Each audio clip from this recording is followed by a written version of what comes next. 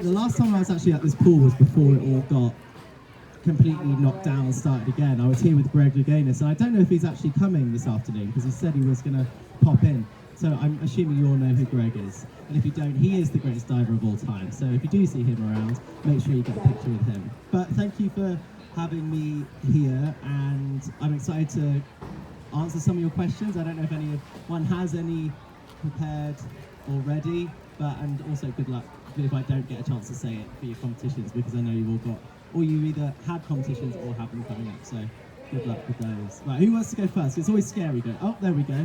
There we go, good. My favourite dive? Oh, that has changed a lot throughout the years.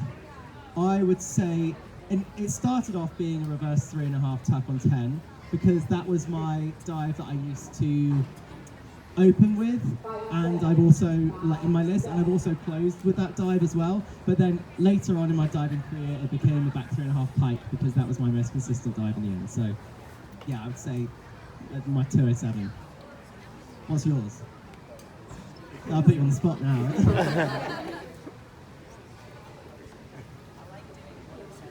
Okay, good.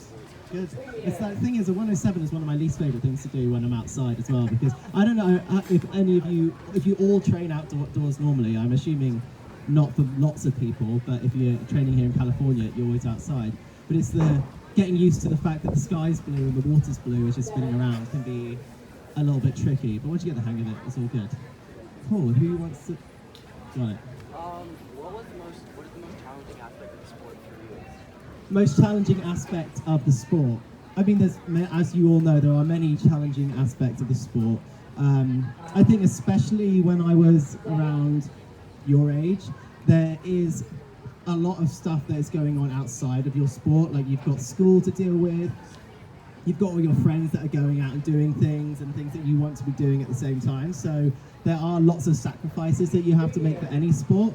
But I think something that's very particular to diving and maybe gymnastics is the psychological element of diving, and the fact that no matter how well you're diving or how badly you've been training, whatever it may be, it comes down to whatever you do on that day. And it takes a lot of psychological preparation, and that's something that I learned later on in my career, was to not just focus constantly on the training of the body and the training of the dive and the training of making sure everything's consistent, because that's all well and good, but if you don't take the time to visualize your dives, you don't take the time to even like do some kinds of mindfulness or be able to practice what you need to be able to do to like handle competition pressure, because you can be training as well as you like, but if you don't have it here when you're competing, you've kind of wasted all that training. So making sure that you make space to train your mind as well as your body. There's two here, but go at the back first. What's your pre-meet routine? Pre-meet routine. That changes depending on where the competition is in the day, where it is in the season. But usually, if I'm talking about the pool specifically, let's say it's an individual event and we've got the prelims in the morning and the finals in the afternoon, I like to wake up earlier than I probably need to, because I'm not someone that likes to roll out of bed and leave breakfast to the very last minute before training. So I usually get up an hour before I have to leave the hotel, so it gives me a chance to like be 15-20 minutes to get up, get downstairs, eat, have like another 20 minutes just to kind of like not have your breakfast all the way up here. And then when I get to the pool, I do a more relaxed warm-up than I would do if I was training every day. So just try and do things to get your heart rate up quickly without doing too much to waste any energy. Then I normally do a couple of flips in each direction to make sure that I've got all my takeoffs going well. And then in the pool, I would do a lead up and a dive on the 10 meter, and I do one of each on my list. Unless anything was particularly bad, then I might do another one. But I would do one of each on my list as a preparation for the competition. And then I always try to be the first in the pool as well, to do it while it's quiet. And I know that at junior nationals, I always remember when I was competing, there is no time in the pool when it's quiet because there's so many competitors. But as you get older, there are less and less divers that go to the senior competitions. And especially at World Championships, when there are so many divers, it's always good to get in as early as possible so you can get your workout done in the most time efficient manner, because you want to conserve as much energy as possible. So I'd say get in, do your dives as quickly as possible, and then get out. Make sure you get something to eat, because I think that's something that a lot of the time when I was younger I used to forget a lot of, was to refuel in between my training sessions and before the competition. So get out, eat something, rest, and then get ready to dive again, and make sure you're visualizing your dives before you go up. I don't know, there was one here.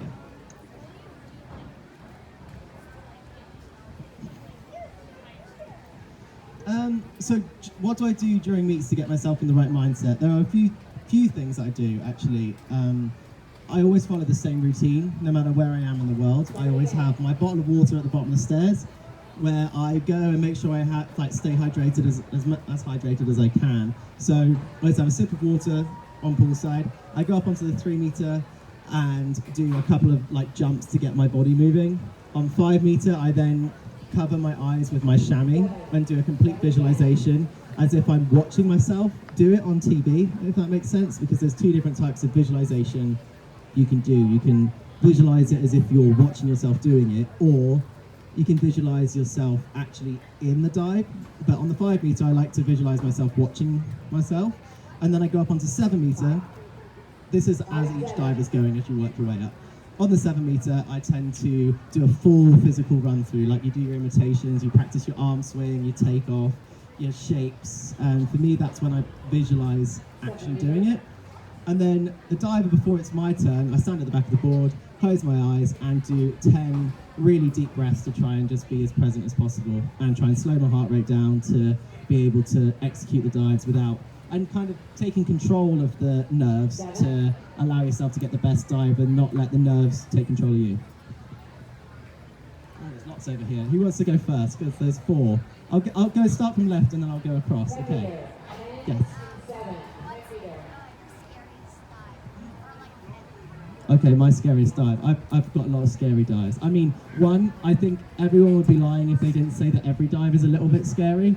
Even the ones that you do on a regular basis, I feel, as soon as I stopped being nervous of some of my dives, that's when mistakes would happen. So I'm very conscious of thinking about every dive and what I need to do. But for me, I didn't particularly like twisting, so I used to do a dive that was about 2.5, some sorts of 2.5 twists, and I did that forever, and then all of a sudden I had some twisting issues and worked through them for a long time, and then I had to figure out what I was going to do as a different dive, and that's when I learnt the forward 3.5, 1 twist on 10 meter, and had to kind of rethink how I was going to do that. So yeah, I would say twisting dives for me were the scary ones. Yes. My favourite meter. It's funny because in competition I like to dive on 10 meter, but in training 3 meter for me is the most fun. But when I get into competition, I like boards that don't move, so it makes it a little bit easier. Yes. Oh, yeah. In competition, out of competition, I think I never used to smack very often towards as I got older, but when I was younger, I used to smack all the time. Way more, I feel like way more than anyone else in my training group. And it was also because I tried to push myself constantly to try and learn something new, and I always liked to listen as closely as I could to my coaches, and sometimes that meant making really big technical changes, but to make those changes it's going to feel a little bit different and can then lead to certain things, but it's about making sure that you trust the process in that. But then you kind of get to a point where as soon as you learn how to spot and you know where you are in the air, then you land flat way less often. Hello.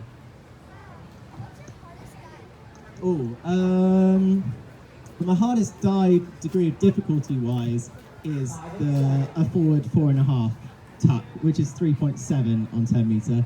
But the hardest dive for me actually, I would say, is the forward 3.5, 1 twist on 10 meter. So, because you kind of have to spin as fast as you would need to do a 4.5 pike on 10 meter, because you do 2.5 somersaults, then you flick out, do your twist, and then go into round to head. So it takes a lot of energy at the start, and if you get the timing wrong on the flick out, it can go very wrong. So that for me is the hardest, especially psychologically. I've got one over here. How did you deal with the pressure and nerves of competition, and how did that change as you went from being a young underdog to kind of the favorite to so? Yeah, the pressure of competition is an interesting one because I can remember from when it's actually, I'd say one piece of advice that my dad gave me when I was 10 years old. I got to go to my first senior nationals and I was so nervous. I felt like I was going to embarrass myself. I felt like I was going to, come last and it was going to be terrible, and forever and ever I had this cloud of worry over me. And then my dad asked me, how many people are in that competition? And I said, I think there was something like 18. So then my dad said to me, okay, say you have a terrible day, you come last and you come 18th. That means that you are 18th best in the whole country. And once I had that perspective, like anybody here that is diving at the Junior Nationals, no matter what place you finish, that's how good you are in this whole country. And there's a lot more people in the US than there are in the UK. So just know that even being here and competing is huge. And don't put that pressure on yourself because you've worked hard to be here. And I think that's one thing that I learned, how to take the pressure off of myself. And it took me until Tokyo, really, in the last Olympics, to enjoy the competition, because you work so hard for the big meet of the year. You work hard because that's the thing that you're dreaming of, to do the best at that competition. But when you get here, well, for me, in the first few Olympics, I tortured myself through the whole thing. I was like, I'm so nervous, I want to do really well, what if I make a mistake, what if I go wrong? And actually, that's the moment that you've been working for. So that's the moment where really should be the most fun and be the moment where you can see all of your training come to life, really. So I think that's the big thing for me, a sense of perspective and to be able to actually enjoy the competition. And think, at the end of the day, no matter how the competition goes, there's always ice cream afterwards and it's fine. So there's bigger things. So that's always a good thing to remember. Yes, I'll go at the back and then I'll come.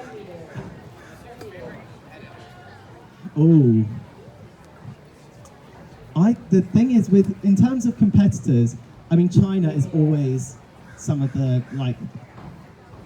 most difficult competition, and especially growing up in the junior ranks as well. My junior competitions were pretty stacked at the time with Chuba. I don't know if you know so many of the Chinese divers, but Chubo, Yang Jian, and Chen Ai-sen were all in my age group growing up in the junior world, so it was always really challenging to try and beat them.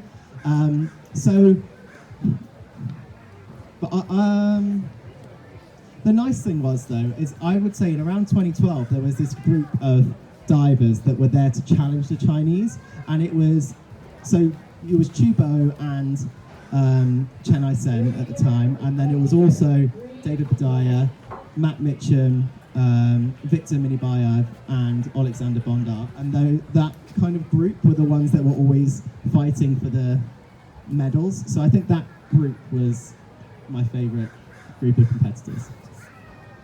Yes. Oh, good question.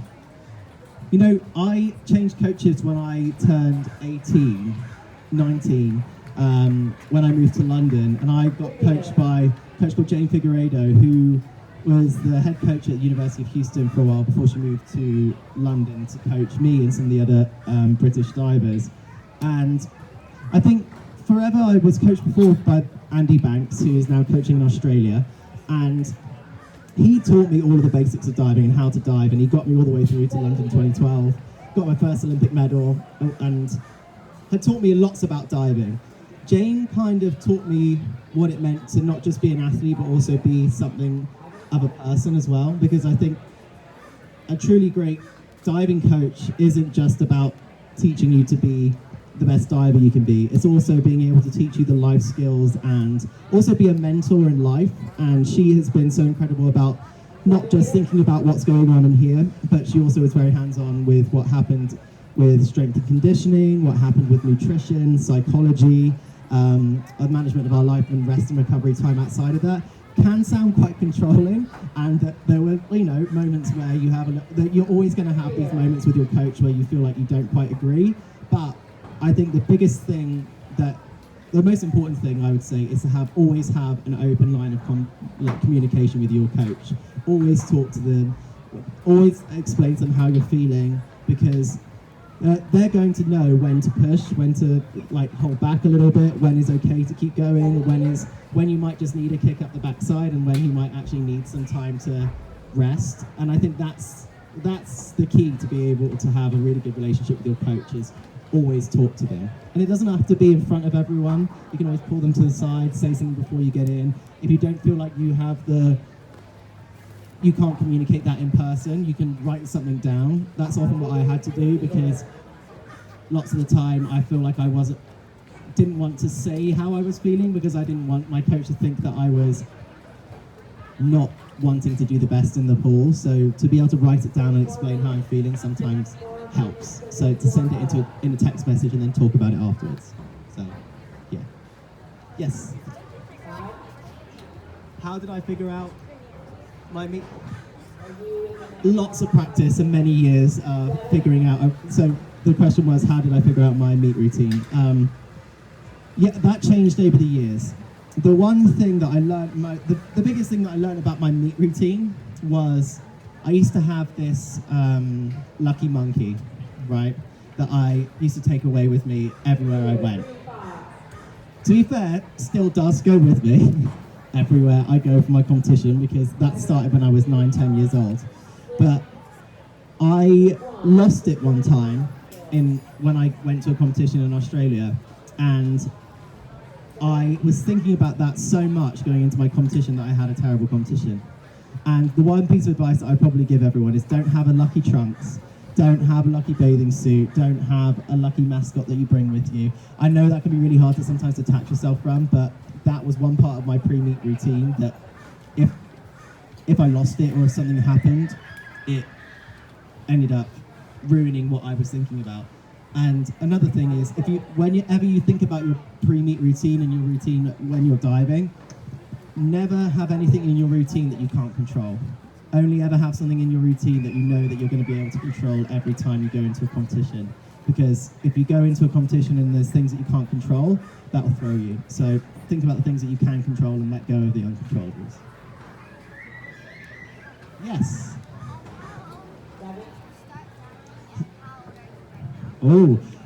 How old was I when I first started diving? I started diving when I was 7 years old, and that was back in September 2001, which is way before all of you were born. I'm now 29. I've been diving now. This is my 23rd year of diving. That's like all three of you added together, and some. So, yeah, it's a long time in diving. But I've enjoyed it. I took some time off after the Tokyo Olympics and thought I was completely done, and I've recently started to have a little bit of a play back in the pool again. So I just feel like once you fall in love with a sport, and I'm sure you might be doing it too when you're 29 years old. Maybe not, because at some point you have to go and do life things, but I just can't get away. So here I am. Yes. Have you ever thought about doing a high dive competition? Absolutely not. I have been up there before, and I do not know how they do it. I mean, diving, if it goes wrong, hurts. High diving, if it goes wrong, is like playing with fire, quite literally. So it's, for me, again, with high diving as well, you have to be able to twist. If you can't, I would be absolute nightmare for that. So yeah, no, there's no way. Nice to watch, but not to do for me. Yes. How do you deal with fear when landing a new dive? Visualization helped me a lot. So being able to visualize all the different elements of the dive. So when you're doing your build-ups, when you're doing, let's say you're doing a back 2.5, let's say, and you're doing your doubles on 1 meter, and then you just start to imagine what it's like to then hold on for a little bit and do your back tuck roll. at the end for your back line up entry. And then what I would now do if I had to go back and learn new dives would be to stand on the diving board, like at the end of a session, before a session, whenever it may be, and just visualize it standing on the end of the board, so that when you get onto the end of the board for the first time you're doing it, that's not the first time that you start thinking about it. Because if you learn a new dive and the first time you think about it is when you're standing on the end of the diving board, it can be really terrifying and feel really big. Whereas if you have already done all of the thinking before you get there, you can actually just go there and just execute the dive. But there's been many times that I've learned a new dive where I just literally had to just count myself in and force myself to take off. Because as soon as your feet have left the platform or the springboard, there's no going back. So you just have to force yourself to like do that initial jump and then just think about the process of the dive. Don't think about what the end of the dive before you get there. Just think about what you need to do on the takeoff, what you need to do in the air, and then what you're going to see when you're spinning around and how to come out of it. But in that order, don't like jump ahead of yourself. Did you have yes? Favorite pool? There's other than Mission Viejo, obviously. Yeah. Hi, Greg. So, the last time I was here diving was with Greg before the pool closed. I actually haven't ever actually been inside of the pool since it's been done, so can't comment on Mission Viejo yet. Best pool for me to look at is Barcelona. Horrible to dive in. The platforms are slippery, and the way that the 10-meter is built, there's a massive wall behind it. So anything after 3 o'clock is basically in darkness or in shade, and it's like, and then when you're diving in the morning, the sun just comes up right in front of you.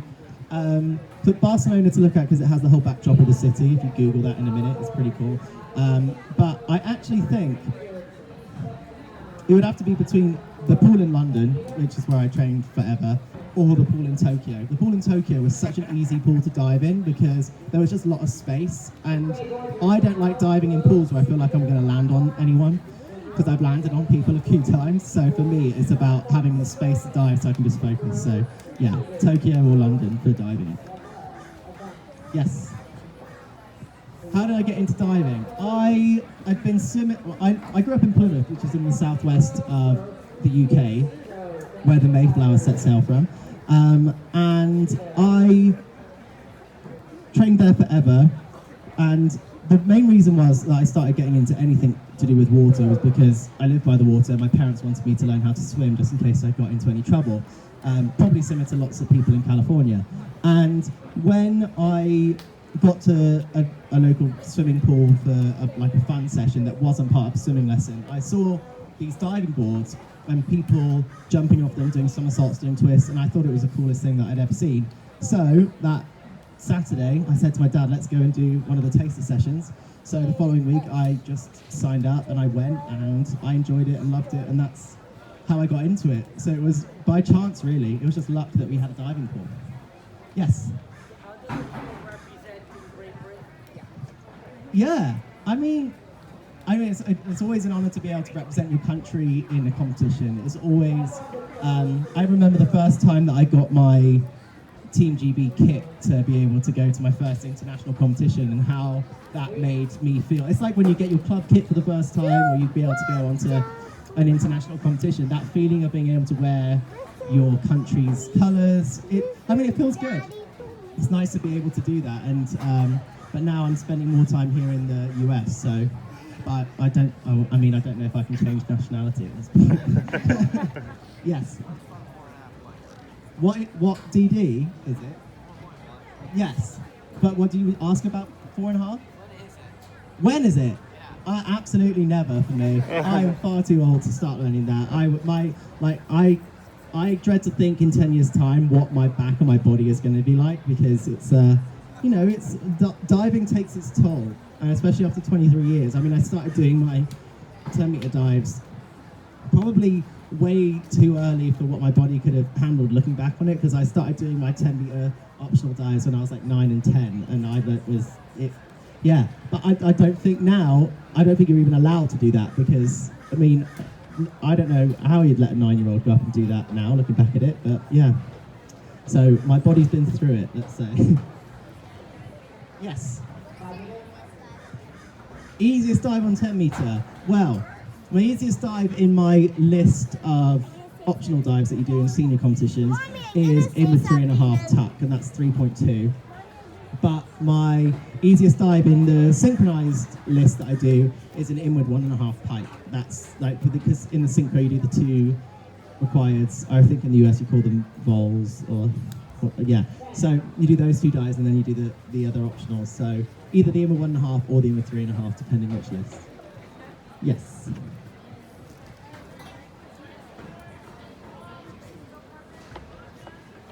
Oh no, I wish Greg was my synchro partner. I only did synchro with him when I was closing out the pool here.